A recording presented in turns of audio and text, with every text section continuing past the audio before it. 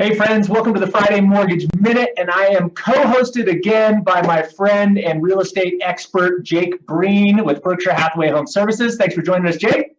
Thanks for having me, Josh. So today we're going to talk about the number one question we've been getting from clients, which is, why are interest rates going up? And of course, the next question is, with interest rates going up, does that mean that housing prices are going to go down? Is it an affordability issue that is imminent? And it's a great question. And so we dived into a bunch of data. We wanted to look nationally back at history and let history be our teacher and tell us, in instances where interest rates went up quickly, like we're seeing today, what happened to home prices nationally. And then, of course, I brought Jake on to give us a local perspective. He's dialed up some data, so we're going to jump right in. First, let me just lead off with what's going on with interest rates. Two major catalysts are currently pushing interest rates higher. The first one is the end of the QE, or quantitative easing, by the Federal Reserve. Essentially, the Federal Reserve since 2010 has bought $4.5 trillion worth of mortgage bonds and treasury bills in an attempt, a successful attempt, to keep interest rates low. As soon as rates started to go up, they would become an artificial market, buy up that supply, push down interest rates. Voila, 3% 30-year fixed mortgage rates. Worked great. Now the Federal Reserve has ended the quantitative easing program, and they are starting to unwind, which means once you have $4.5 trillion worth of assets, we have to get out of that mess and unwind that balance sheet. And so that will eventually bring more supply into the market. But just the idea of getting rid of that $4.5 trillion worth of bonds and mortgage-backed securities has caused interest rates to start to go up. The point I want to make with this, folks, is that this isn't like the knee-jerk reaction that happened when President Trump was elected, where interest rates went crazy. This is a real shift in what's going to happen with interest rates. And the second thing that is happening is that inflation is starting to happen. That's great news in a lot of ways. That means that people are making more money. Unemployment is low. Wages are going up, but also the cost of goods and services are going up. If it costs more to buy things and to get a hotel room and to get an airline ticket, if the cost of goods and services are going up, then bond investors, people that buy bonds for a fixed return, they want a higher rate of return. In other words, if I'm going to get a $4,000 rate of return, but I'm only going to be able to buy $3,000 worth of goods and services next year, then I don't want a 4% return, I want a 5% rate of return. And that affects our mortgage interest rates. That trend is starting to accelerate as well. So let's talk just a little bit. I'm going to share my screen first, if that's okay, Jake. Sure. And I'll lead off on the national picture. You see my screen okay? Yep. Okay. So this is 4 periods where interest rates increased drastically, greater than 2% in a relatively short period of time. So you'll see that in May of 1983 to July of 1984, interest rates went up about 2%, and home prices during that period went up 6.6%.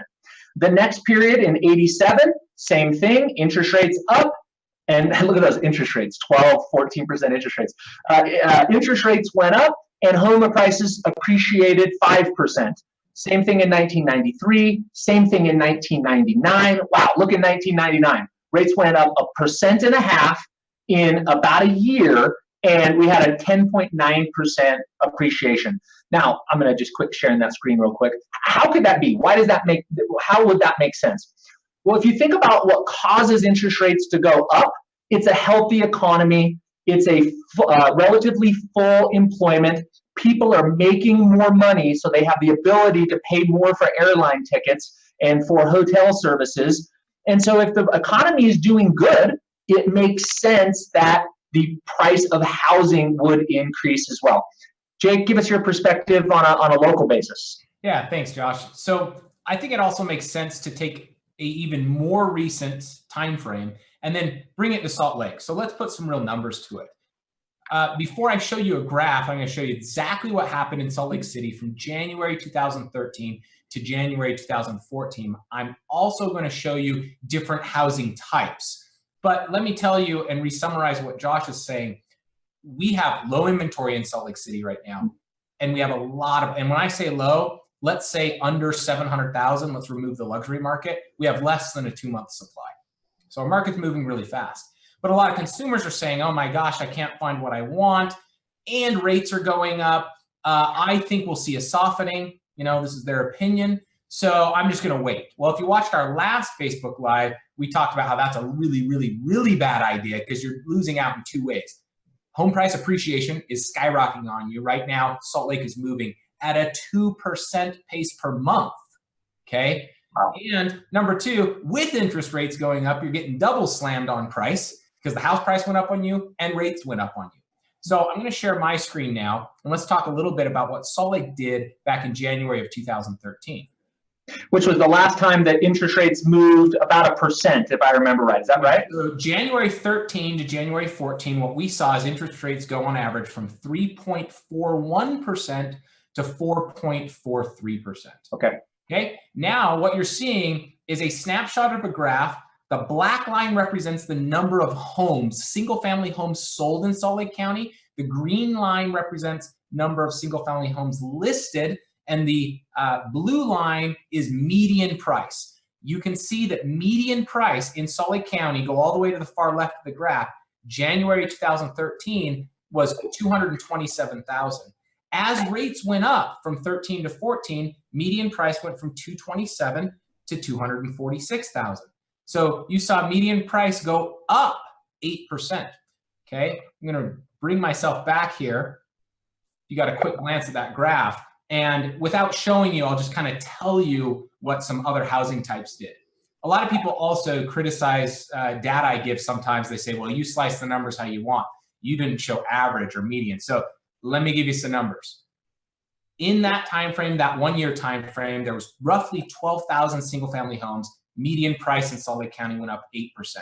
Average price went up 10%. Okay, let's talk about condos, townhomes, and twins, the affordable market. Just over 3,000 closings happened January 13 to January 14. And average price went from 170 to 185. That's roughly 9%. Median price went from 155 to 175. That's 13%. Okay, so let's summarize everything we're talking about. Right now, if you're looking locally in Salt Lake, low inventory, prices are going up. That's a fact. Interest rates are going up. It's happened. That's a fact. It's in history. Okay. So I want to award Josh a Buyer of the Month award. And I've got 2 here. And this is how I'll finish, and I'll be quiet after this. But one of them for January is actually somebody who works with you, Sam Robinson. The other one is a buyer that you're currently working with that's a physician, doctor from Arizona named Tim Barr. Both of these clients did similar things. They listened to the information that we're giving you with real data, not opinions that you might hear from others, but real data. And with that real data, they made calculated, educated decisions. And they bought fast. I call that the shotgun approach. They listened to us, they interpreted it. Both of them, in fact, Tim Barr still hasn't seen the house that he contracted last Saturday. He's going to fly in during his due diligence period and see it. But that's how fast you got to move right now. I guarantee you, and why I want to award them Buyers of the Month for January and February. I guarantee you by July, both these buyers will look back and be giving their professionals a high five for the decisions they made, because they'll see appreciation and they will have locked in a lower rate. Awesome, man. Thanks for your insights. I appreciate it. The other thing that those 2 did, by the way, is that both of those 2 were using Home Scout for multiple months before they made their offers to really familiarize themselves with the market. And we had a client just the other day who was looking on Zillow at a property that actually had sold 3 months ago. And they were saying, well, I'm looking at this property, it's listed at 275, and I'm showing it's live on Zillow. That was November's data.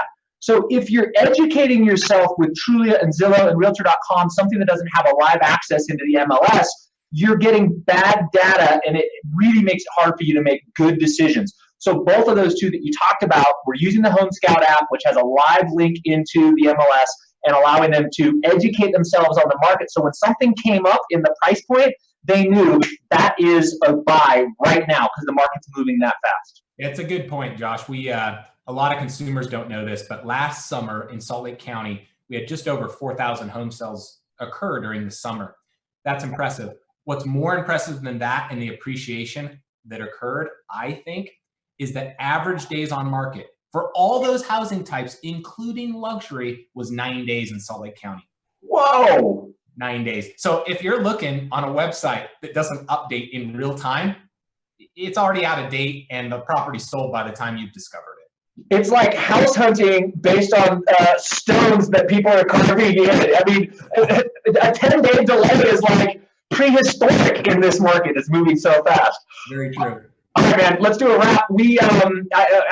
Jake and I put together an article. There's a link to the article below. You can go a little deeper on the stats that we talked about, and there's a link to download Home Scout.